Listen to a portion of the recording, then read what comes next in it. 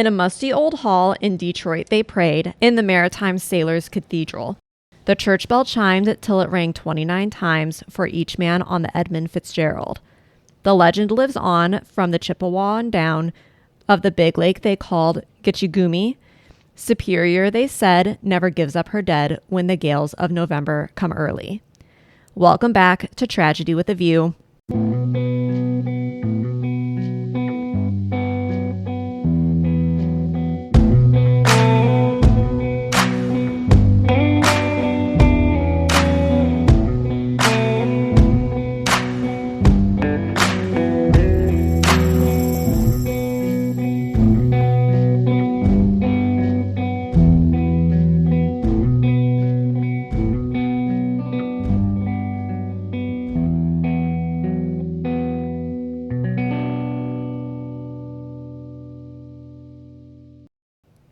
I am your host, Kayla, and this is going to be a very different episode from what I'm normally putting out because as I am normally telling stories that my co-host knows nothing about, I am telling a story that my co-host knows everything about, and that's because that person is my father, Gary, and he knows a lot about the wreck of the Edmund Fitzgerald.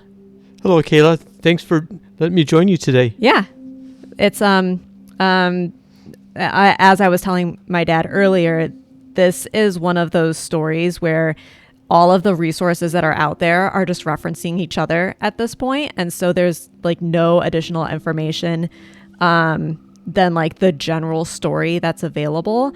And my dad has read a variety of books, one of which he mentioned is The Gales of November by Robert J. Hemming. If anyone is interested in reading more about this story and kind of going more in depth about the people in the background and all the things that happened, the book by Robert J. Hemming is the one to get, as there's like 5 Gales of November out there about the Edmund Fitzgerald. Also, before I forget, the intro is the last verse of the song by Gordon Lightfoot, and that song is The Wreck of the Edmund Fitzgerald.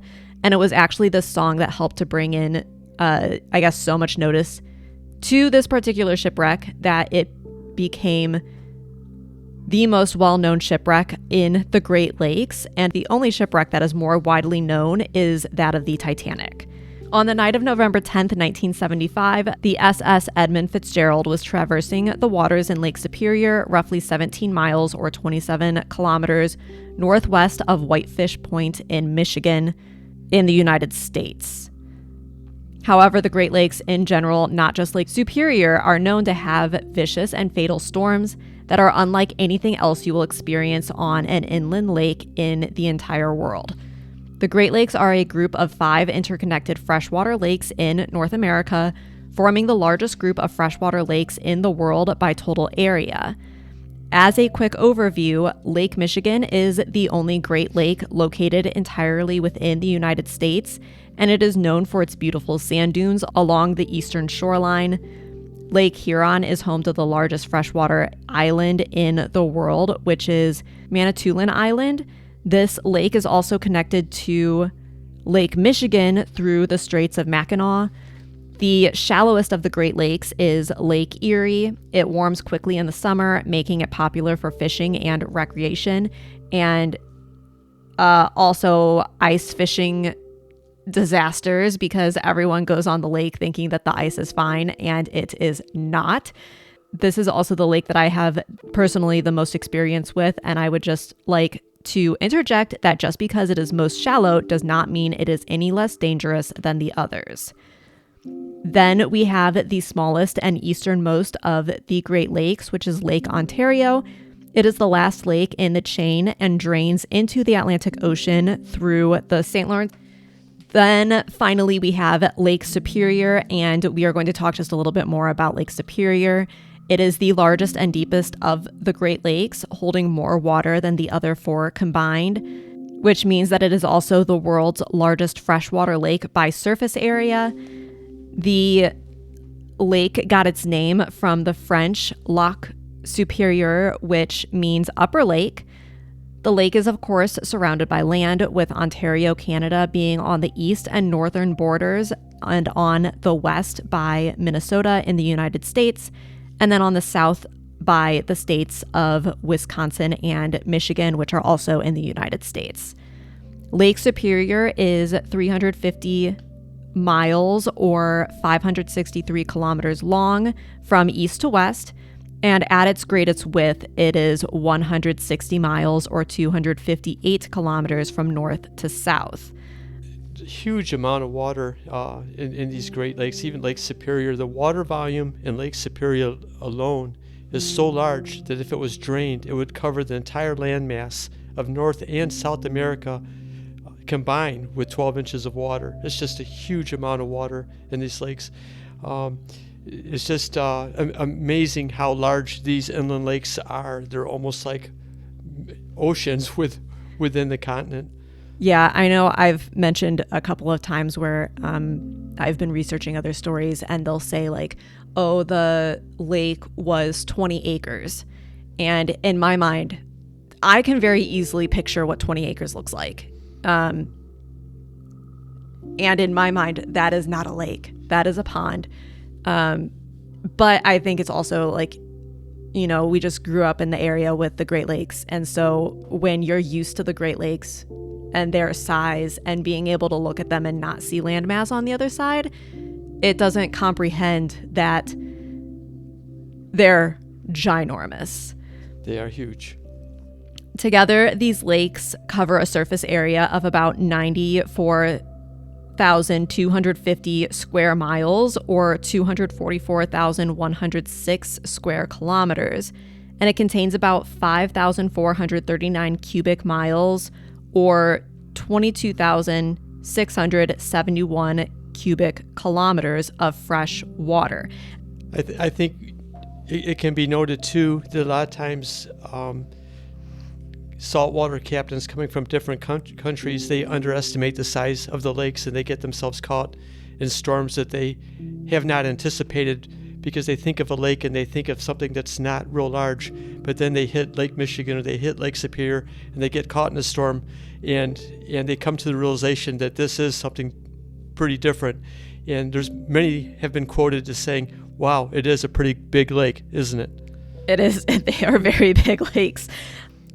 These lakes also, they provide drinking water to millions of people and support a diverse range of ecosystems throughout the surrounding areas.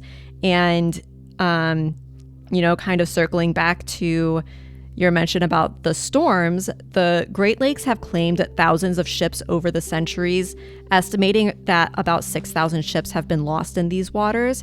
However, the exact number is difficult to determine because many wrecks have never been found. The Great Lakes Shipwreck Museum estimates that 30,000 lives have been lost in these shipwrecks. And so, keeping in mind that we don't have all of the information, NASA has found, they've located 227 shipwrecks in Lake Erie, which has the most known shipwrecks. They're followed by Lake Ontario with 89, Lake Superior with 69, Lake Michigan with 60, and Lake Huron with 41. And these are only shipwrecks that have been found and located and that you can put a pin on the map and you know where they're at. All of the other shipwrecks have not been located. So the estimate is in the thousands because there's a lot of ships that have essentially either we know that they were going down or they've just completely disappeared and they've never been seen again. And the last location that they were in was in one of the Great Lakes. And so this is just going to show you how hard the Great Lakes can be to find things, because much like the ocean, they're deep, they're ever changing. There's a lot of other things that go into locating ships than in some of the smaller, more shallow lakes that people are probably more familiar with. And some of the factors that contribute to these high number of shipwrecks include that the Great Lakes are notorious for their unpredictable and severe weather conditions. Sudden and violent storms, especially in the fall, can create massive waves and high winds that overwhelm even the largest ships. Of course, before modern navigation technology, the lake's vast and often featureless expanse made it difficult to navigate. There's fog and ice, and the lack of landmarks further complicated things, leading to collisions and groundings. The Great Lakes have also always been a major commercial waterway. With heavy traffic comes a higher likelihood of accidents and collisions. The most common goods carried on ships in the Great Lakes are iron ore, coal, and limestone, and these commodities are essential for various industries, including steel production and construction. Other significant cargo include grain, cement, salt, sand, and liquid bulk products. The Great Lakes shipping industry is incredibly efficient and environmentally friendly, moving upwards of 125 million tons of cargo annually during the typical 10-month shipping season. But this also causes those who are carrying these products to have to watch out for each other. And then we have some of the less obvious problems, such as numerous hidden underwater hazards in the Great Lakes, including shoals, reefs, and sandbars, which can cause ships to run aground. As with any transportation system, human error, such as poor decision-making, inadequate training, and fatigue, plays a significant role in the number of problems that can cause shipwrecks. And finally, over time, the stress of constant use, combined with harsh environmental conditions, can lead to structural weakness and eventual failures in ships. Together, these factors create a challenging and sometimes dangerous environment for maritime navigation.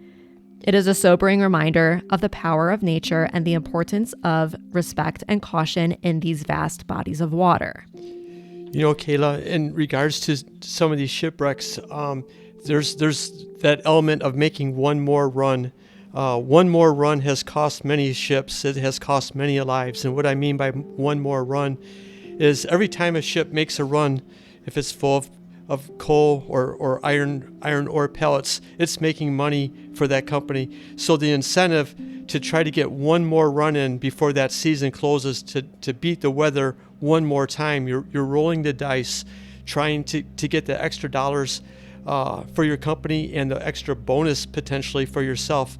But that one more run has cost many lives on the Great Lakes. Yeah, I think something that's surprising to me is that they have a 10-month shipping season, which, you know, as I said, we're most familiar with Lake Erie. And Lake Erie is the southernmost lake. And in my mind, especially, many decades ago when we were having a little bit more harsh winters and things were freezing a little bit more often and the lake was freezing a little bit more often, it doesn't seem like you should be on the water for 10 months out of the year, because even the southernmost lake was freezing quite a bit, which means that those vessels are having to break through that ice to get in and out of docks. And that just, it doesn't make a lot of sense to me, but I'm also not in the industry, so what do I know? No, you're right. It does make it more dangerous. And another thing, they have something called freeboard. It's the difference between basically the deck and the lake water. And there's a certain amount of freeboard that has to be maintained. And during this time, back in the 1970s, the freeboard was set during the months of November, still allowing the captains to take very heavy loads, pushing that hull deep into the water. So when there was a storm, there wasn't a lot of room for air. These ships were already very heavy laden. They were low in the water, and when these storms hit, they were in big trouble, which leads us to the Edmund Fitzgerald. Yeah.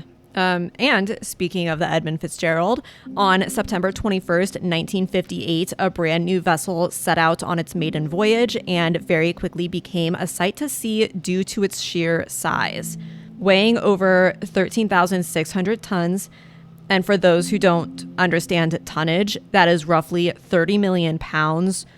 The 222-meter or 729-foot-long vessel was named the SS Edmund Fitzgerald after the president of the Northwestern Mutual Life Insurance Company, who commissioned the construction of the freighter. At the time, it was the largest ship on the Great Lakes. Because of its size, the ship received the nickname of the Big Fitz or the Mighty Fitz, and I understand that this was a bad omen. Yeah, some say the Fitz had a bad omen from the start. When it was launched on June 8th, 1958, when they launched the hull into the river, the Fitz hit the water so hard it created huge waves that crashed into the piers. And it was reported that it was as if the ship wanted to jump out of the water. The commotion was too much for one man in attendance, who actually suffered a heart attack and died on the spot. Oh, that is a bad omen. That's a bad omen if I've ever heard one. Yeah. But at the same time, the ship really kind of shrugged that reputation quickly and went on to be the pride of the Columbia Transportation Fleet. To be assigned to this ship was a very lucky draw or a recognition for past work well done. This ship, Edmund Fitzgerald, consistently set records for the largest loads and longest season hauls, the most tonnage in a season. So it was quite a ship that had a very glorious career. The size of the loads that it was carrying was likely because it was so large. And do you know what the size of ships was in that time? What? Because 26,000. 26,000. Okay. Yeah, 26,000 tons. Today, the longest freighter on the Great Lakes appears to be the Paul R. Tregurtha, which is 1,013 feet and 5 inches, or 309 meters long. Apparently, these 1,000-foot long ships are no longer being made in or for the Great Lakes, and it's because the lock, I think you said it was because the lock channels can't accommodate anything larger. Yeah, they're about at their limit in regards to length on these freighters. There's only one lock at the Sioux locks that joins Lake Huron and Lake Superior that can handle a ship of this size. I think they call it the POE lock, P-O-E lock. And it will handle the size of a ship like the Paul Tregurtha, which can carry a stunning cargo, being that it's 1,013-foot long. Mm-hmm. Because the lock cannot. You can't because locks are meant to they block in water so that way they can raise and lower the water to allow ships to navigate elevation changes. And because the lock is not, it's a certain size. You can't make it bigger, you can't make it smaller. And so they have to accommodate, the ships as they're being built have to accommodate the ability to go through those locks. Right. And there's economics there too. I mean, to build a lock is a staggering financial investment. The same to build a freighter these days. There's not many coming out of the yards. And to have an investment of this size at this point is becoming very difficult. And as you see, some of these freighters on the lake are becoming old. The Arthur Anderson, which we'll talk about quite a bit, off the top of my head, I would say is close to 80 years old, and last year still had a full season on the lakes. So it is an aging fleet. It's a huge investment to get something new. They are limited to lock size going through. So all those elements come together in regards to the size of these vessels. For size comparison, this Paul R. Tregurtha is just shy of a 1/4 mile in length, which I'm a fairly athletic person, and for me to sprint a 1/4 mile, it still takes me over a minute. I would probably say a minute 20 seconds, which is a good long time to be running the length of a boat. I also wanted to come back to, you were talking about the surface level of the water versus the deck of the ship, and how as they get loaded up with more and more of whatever they're carrying, they lower down towards the surface of the water more. So you were saying, if I understood what you were saying, that there's essentially a distance that they need to keep. Yeah, I think the Great Lakes Shipping Association, I think the Coast Guard also, they set what they call freeboard designations that they must maintain during the shipping season. And I think they allow more liberal seasons during the summer months when the storms are not as likely and as intense as during the fall in the winter months, where they do get these storms that we're going to talk about that sunk the Edmund Fitzgerald. And so they will require more freeboard during those months. But at the time, we'll talk about a little bit, at the time of the Fitzgerald, there was a little bit of controversy on how much they were allowing that hull to go down into the lake, which would not allow much space between the lake and the deck. Again, it may have been a contributing factor to the sinking of the Fitzgerald. Do you know what the distance was between the surface? Is that documented? Kayla, I think the allowable freeboard at the time was 11 foot 6 inches that was required. And when they were loading at the Burlington Northern Docks, they would watch this level in regards to the 11 foot 6 inches, but they would also watch loading lights on the Fitzgerald. They could tell if it was being loaded, balanced correctly left to right in the ship, to make sure that the ship wasn't listing to the right or to the left, that it would ride even. And then they also put a little bit more weight in the rear of the ship to give the propeller a little bit more bite. So there was quite a bit that actually went into the loading of the ships at the Burlington Northern Docks. Probably one of the most important things is they probably went right up to that freeboard limit of 11 foot 6 inches to get as many pellets into that cargo hold as they could, meaning more money for the company. Do you know, like the cargo holds, if they were, I don't know that secured is the right word to use, but like once you had your load in there, how easily could it shift?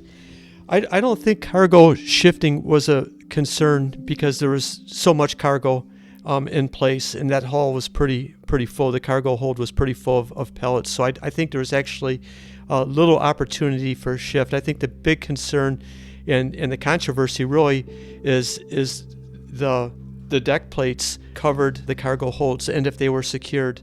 We'll talk about this quite a bit because it's the reason the Coast Guard gave for the sinking is that the deck plates were not securely in place. The clamps were not all dogged down potentially, and they washed off during the storm as the waves came on board the ship, allowed water to enter the cargo hold and sink the ship. And kind of a little bit getting ahead of ourselves there, but the cargo hold and these clamps and these deck plates play a huge role in this story.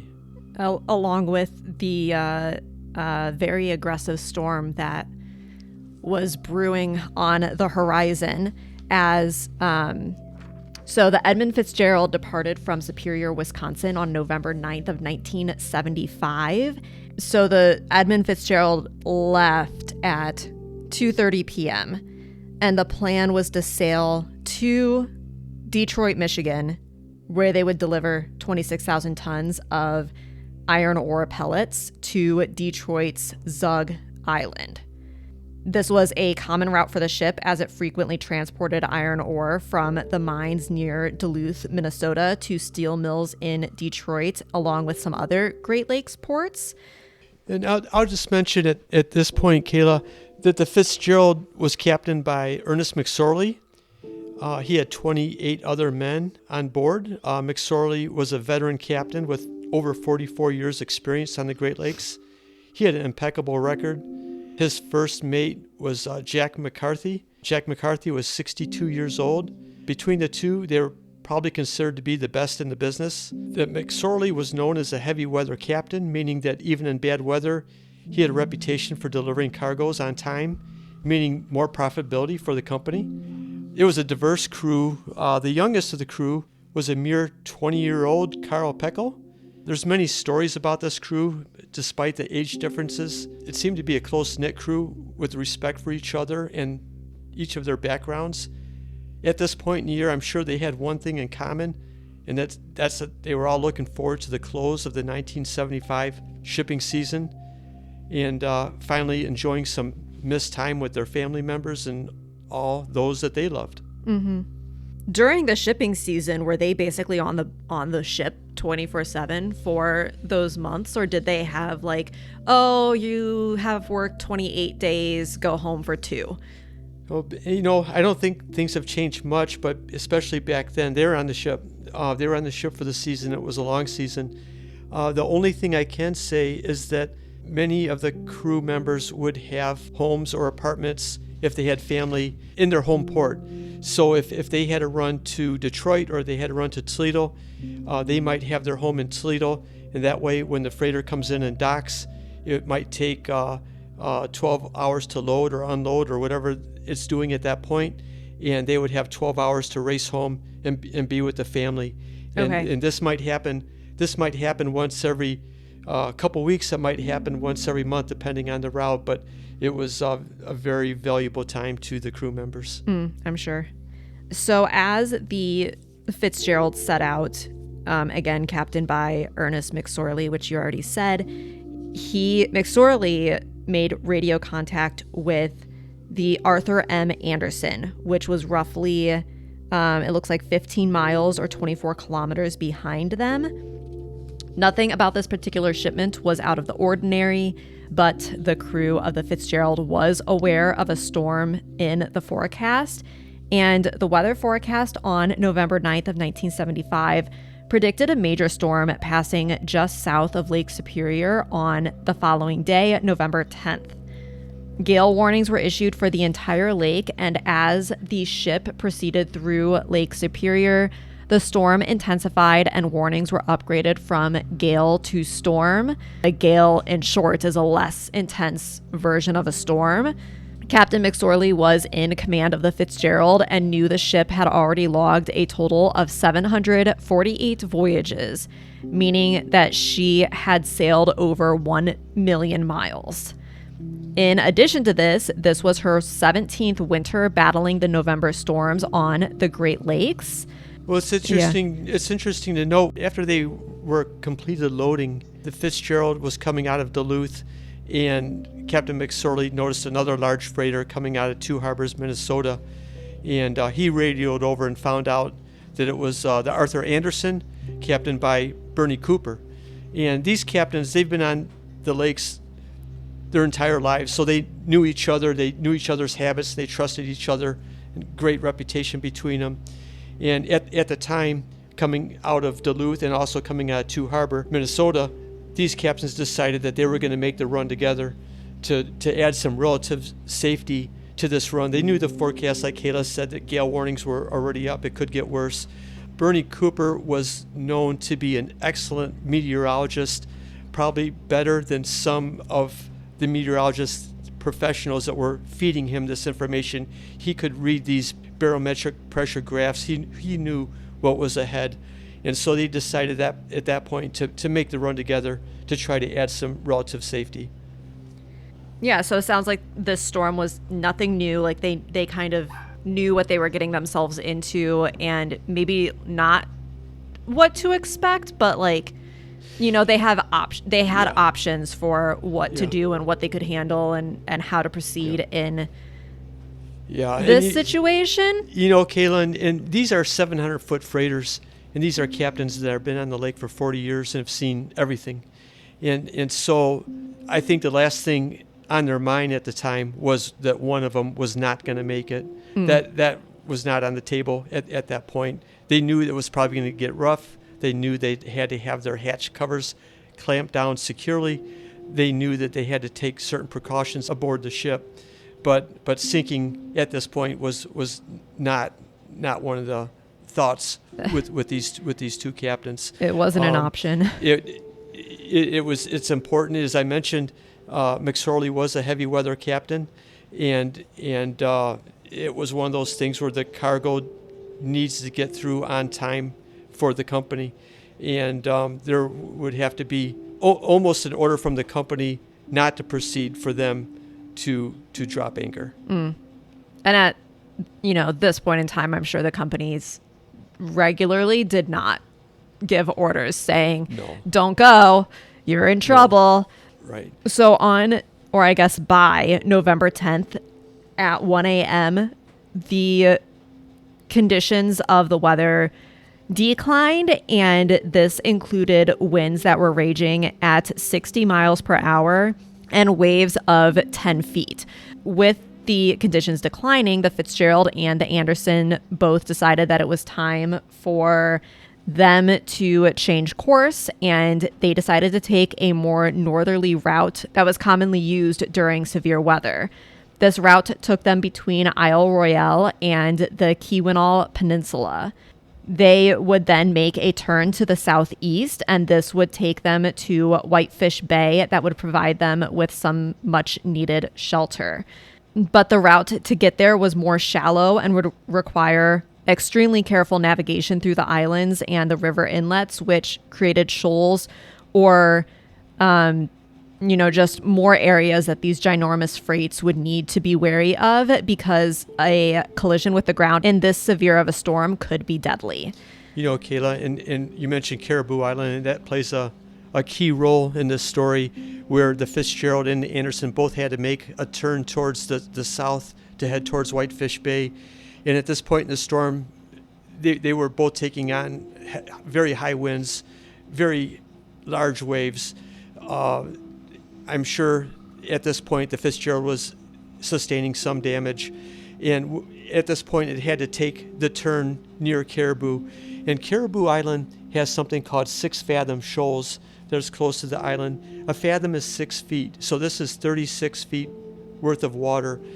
And it's extremely shallow for a freighter to go over. And I think that the Fitzgerald, when loaded, took around 32 foot of water. So it didn't leave much. If it did go over the shoals, it didn't leave much room for error. And in the heavy seas that it was experienced, it could have easily come down on one of these shoals and gashed a hole in the hull, and or ruptured the hull through a pressure wave. Okay, that makes sense. Roughly at the time that they were getting through this more shallow area and going over the shoals and trying to navigate that, the land masses that were surrounding them, there was a shift in the wind, which then meant that the freighters were now heading into the brunt of the storm. And so as they progressed through this and the day progressed, the storm worsened. At its peak, the winds were reaching 70 to 75 knots, and the waves swelled to a height of 25 feet or 8 meters. And when the storm hit full force on November 10th, and this is still recognized to be one of the worst storms in the Great Lakes history, the winds were gusting up to 80 miles per hour, with waves reaching 35 feet or 10.5 meters. There was very little that the men on board could do at this point other than endure and make a run for shelter at Whitefish Bay, which, again, Whitefish Bay is kind of, when we say shelter, it's not truly shelter. It's just it's a more enclosed area that provides a little bit of protection from the wind and the, high waves. Are bays more shallow or more deep?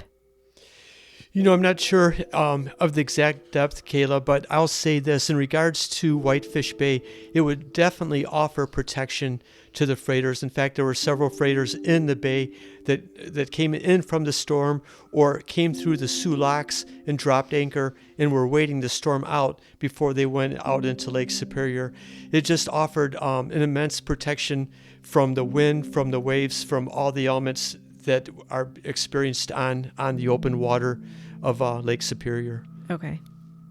So it was around 3:15 p.m. on November 10th that the captain of the Anderson noted that the Fitzgerald had passed dangerously close to a shoal or sediment channel off of Caribou Island.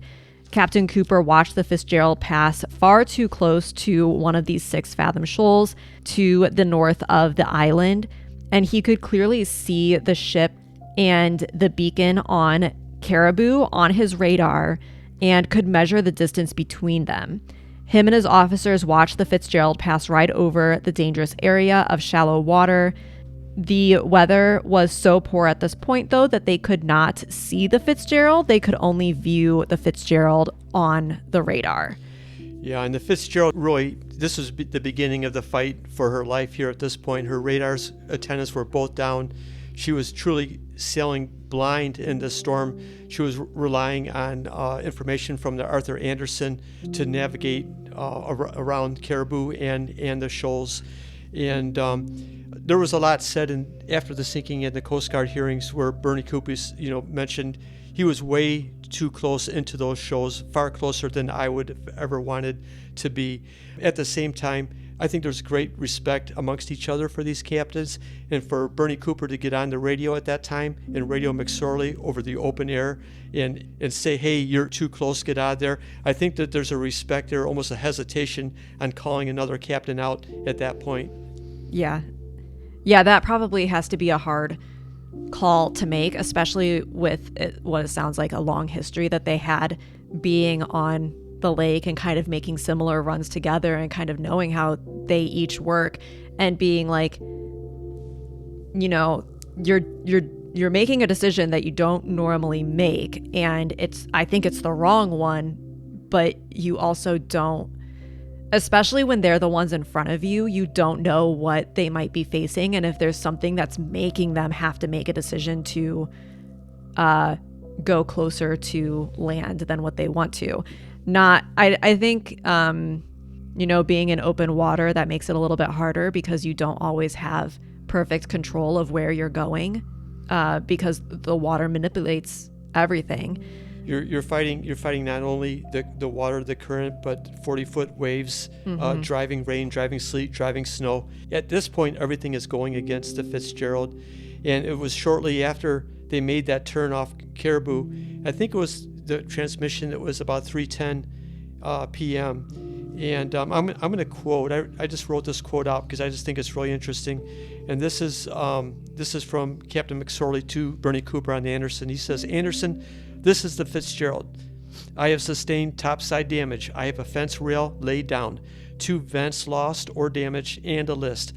I'm checking down," which means he's slowing down. He also referenced in that quote that he had both pumps on, meaning that he was taking on water and he was pumping, his bilge pumps were on, pumping that water back out into the lake. And it's really interesting because keep in mind, the Fitzgerald had a total of 6 bilge pumps. This ship was capable of pumping 32,000 gallons per minute back into the lake. So at this point, he said he had both pumps on, meaning 2. He had 6 total, so I'm a little bit unclear how many pumps he had on. At this point, the crew likely did not know it, but the Fitz was at this point, I believe, slowly sinking. So, speaking about the pumps, so the information that I had pulled had indicated that they had minor damage, which it sounds like the damage was a little bit more severe than minor. Yes. And that they had turned on its pumps, which made me question, okay, did they turn on the pumps at this point? And okay, we should be able to pump out the water. We should be fine. Or oh no, we have the pumps on and we're still taking on water. And it sounds to me like it's probably more the later, that they had the pumps on and they were still taking on water. But again, if they have 6 pumps, why are they only indicating that they have 2 on, unless the other 4 are damaged and unusable? Well, it could have been too that they had the pumps on the side that they had the list, and the opposite side of the ship they didn't need to run the pumps potentially. And I think your observation about having more than minor damage is very true. And it really kind of goes back to the professionalism of these captains, that they know they have a problem. They know they have a serious problem. They don't want to panic the crew. They are the leader of that ship. They are in command of the ship. Mm-hmm. And also, they do not want a transmission over open air to every ship on the Great Lakes and everybody that can hear them, any sense of panic. And so I think that comes into play as well. Yeah. And as you've kind of already mentioned, the Fitzgerald and the Anderson were not the only ships out on the water at this point. So there were several ships caught in this same storm, and these included the SS Arthur M. Anderson, the SS Wilfred Sykes, the SS Ava Fours, and the SS R. Baker. And then you also said that there were salties on. Yeah, so there were three, I call them salties, ocean-going freighters, ships from other countries that are coming into the lakes to pick up cargo. And actually, the Avafors was one of the three what I'll call salties. Okay. And they entered through the Sioux, through Whitefish Bay, and they headed out into the open lake during the storm. They chose to do so. And this was one of the things I referenced earlier about underestimating the force of a Great Lakes storm. And after these three ships entered the lake, I think all three captains actually regretted that decision on some of the quotes that were offered after the storm had passed. But interesting enough, the Sykes initially took cover during the storm, and the captain of that ship also wrote an interesting book that I've read recently that Caleb purchased for me. The William Clay Ford, carrying pellets for steel production for Ford Motor Company. Also a very long and storied history. So all these elements tied together into a pretty compelling story here at this point. Yeah. And so this was one of the most intense and rapid developing storms in the history of the Great Lakes, which I would also like to insert here. The Great Lakes affect storms in a lot of different manners, and the only way that I know how to kind of compare them or make it like an understandable information to grasp is comparing these storms to like mini hurricanes, and that the lakes are so big that they do suck up the energy from being over the water. And because we are so close to Lake Erie, which is a kind of east to west facing lake, where we are, we get a little bit of a break because the lake will often suck storms north of us or push storms south of us. So we aren't affected quite so much. But as you get towards the like east half of Lake Erie, you just see like the towns and cities and everything on that side of the lake get absolutely pummeled, especially in the fall and especially in the winter. And it's just so hard to comprehend how quickly these storms can go from, oh, you're just going to get a little bit of snow, to you're getting feet and you're going to have to stay inside, and you know there's a blizzard coming, and it's hard to use words to describe the changes these storms can go through. You're looking at cities like Cleveland, Erie, Pennsylvania, Buffalo, that are on the downside of the lake, especially during these lake effect storms. And you're absolutely right. You'll go from a mild day with really relatively nothing happening, and next thing you know, you're getting 2 feet of snow and everything's getting shut down. And there's been many ships that have been lost on Lake Erie, particularly for this reason. The storm that we are talking about in this story began as a low pressure system in central Kansas on the morning of November 9th. So by the evening, it had moved northeast to eastern Iowa and strengthened significantly. And then over the next 12 hours, the storm continued to intensify as it moved into upper Michigan. As the storm crossed Lake Superior, winds increased dramatically, sustaining winds from 30 to 45 knots, which equals out to 35 to 52 miles per hour, were recorded from the northeast, east, or southeast before the low pressure system actually crossed the lake. As this low pressure system crossed the lake, winds shifted to the northwest and increased to 50 knots or 58 miles per hour over the eastern part of the lake. Waves reached heights of 16 to 18 feet, with rare peak waves possibly being 1.5 to 2 times that height. So peak waves are also known as rogue waves, which are basically just like, you know, you have relatively even, consistent sized waves, and then you'll have this one that's just a monster in comparison. The low pressure system underwent a rapid drop in pressure, reaching 29 inches or 982 millibars over Marquette, Michigan on the morning of November 10th. By the evening, the pressure had dropped further to 28.88 inches or 978 millibars as the storm moved northeast across Lake Superior. And so the drop in pressure is indicating an increase in severity. The storm created hazardous conditions for ships on the lake. The Edmund Fitzgerald, along with other vessels, faced towering waves and fierce winds, making navigation difficult and dangerous. It was right about this time, Kayla, about 7:10, that the Arthur Anderson radioed the Fitzgerald and asked how they were doing with their problems. At that point, McSorley radioed back, "We are holding our own." Those were the last words heard from the Edmund Fitzgerald.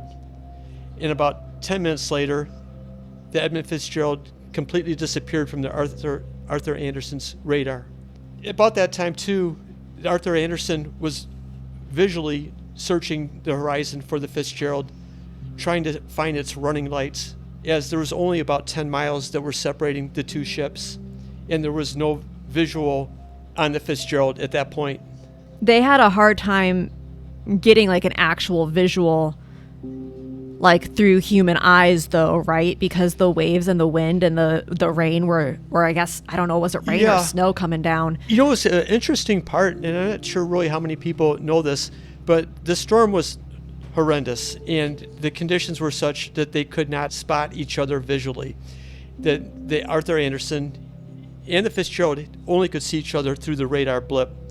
So I'm not sure how many people know this, but right about the time that the Fitzgerald went down, about 7:30, when the Arthur Anderson lost the Fitzgerald on radar and they could not spot each other visually to this point, there was almost a break in the weather. It was still bad, but there was almost a break. And so the crew members of the Anderson were searching the horizon for the Fitzgerald's lights, expecting to see the lights. They could actually see the lights on the three upbound freighters coming out of Whitefish Bay.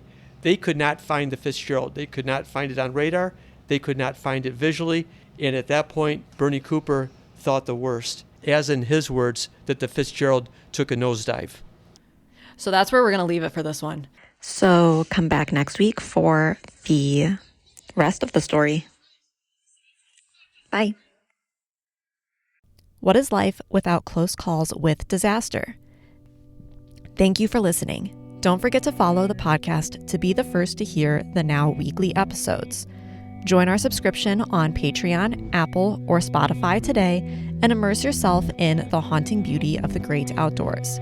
For around $4 a month, you'll get exclusive access to the first episode of each month and early access to all other episodes, showcasing the morbid and mysterious side of nature. Please reach out with story requests, and if you have your own story, please email tragedywithaview@gmail.com for a chance to have your story featured on a later episode. Again, thanks for listening. We'll see you next time.